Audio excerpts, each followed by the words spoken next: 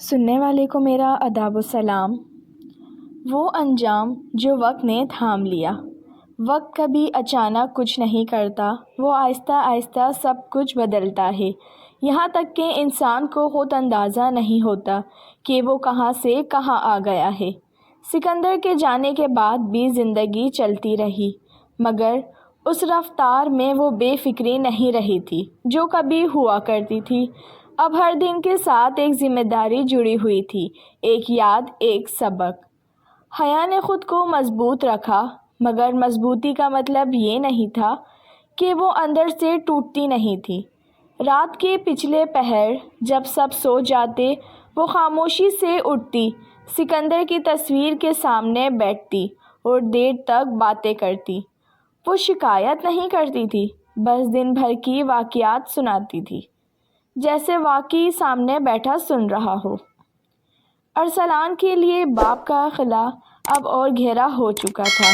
دفتر کے فیصلے یا زندگی کے ہر موڑ پر اسے سکندر کی آواز سنائی دیتی تھی۔ کبھی وہ خود پر مسکرا دیتا کہ ابو ہوتے تو یہی کہتے۔ وہ جان چکا تھا کہ اصل تربیت الفاظ سے نہیں، عمل سے ہوتی ہے۔ ایمن اس گھر میں توازن قائم رکھا۔ وہ جانتی تھی کہ دکھ کو ختم نہیں کیا جا سکتا، بس بانٹا جا سکتا ہے۔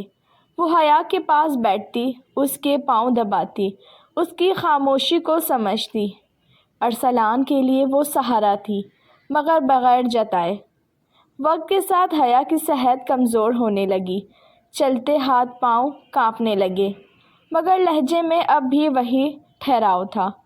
وہ اکثر اپنے نواسے کو پاس بٹھا کر پرانی کہانیاں سناتی، سکندر کی ایمانداری، اس کی خاموش محبت اور زندگی کے وہ اصول جو اس نے کبھی اونچی آواز میں نہیں کہے تھے۔ ایک دن نواسے نے معصومیت سے پوچھا، نانی، کیا ابو بھی دادا جیسے بن جائیں گے؟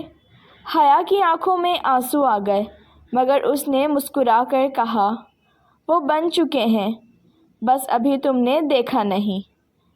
یہ جملہ ارسلان کے دل میں اتر گیا۔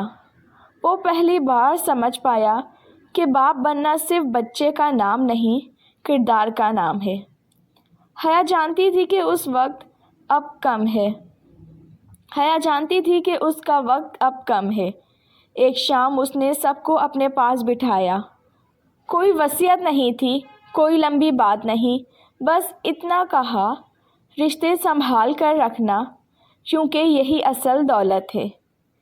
اس رات وہ خاموشی سے سو گئی، نہ کوئی چیخ، نہ کوئی شوق، جیسے اس نے زندگی پوری کر لی ہو۔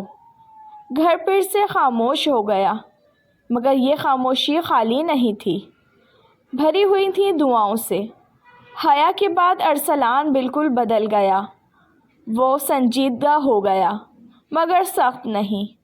اس نے سیکھ لیا تھا کہ مضبوطی نرمی کے ساتھ بھی آ سکتی ہے۔ ایمن نے اسے ٹوٹنے نہیں دیا، اور وہ دونوں مل کر اس گھر کو سنبھالتے تھے۔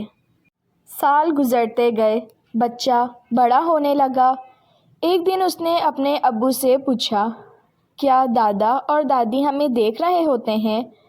ارسلان نے بچے کو سینے سے لگایا اور کہا، ہاں، جب ہم اچھا انسان بنتے ہیں تب وہ سب سے زیادہ قریب ہوتے ہیں۔ ایمن دور کھڑی یہ سب دیکھ رہی تھی، اس کی آنکھوں میں آنسو تھے، مگر دل مطمئن تھا۔ وہ جانتی تھی کہ کہانی اب محفوظ ہے۔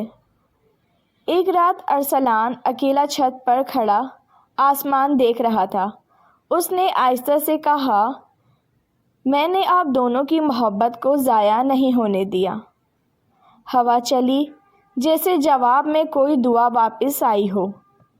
کچھ کہانیاں انجام پر ختم نہیں ہوتیں، وہ انسانوں میں تقسیم ہو جاتی ہیں۔ یہ کہانی بھی وہیں ختم ہوئی جہاں محبت ایک ذمہ داری بن گئی۔ یہاں کہانی ختم ہوتی ہے، مگر اس کے اثرات نہیں۔ اگر آپ کو یہ کہانی پسند آئی ہو تو پلیز چینل کو سبسکرائب کیجیے۔ رکھیے اپنا بہت زیادہ خیال۔ کل ملوں گی نئی کہانی کے ساتھ، اجازت دیجیے، اللہ حافظ۔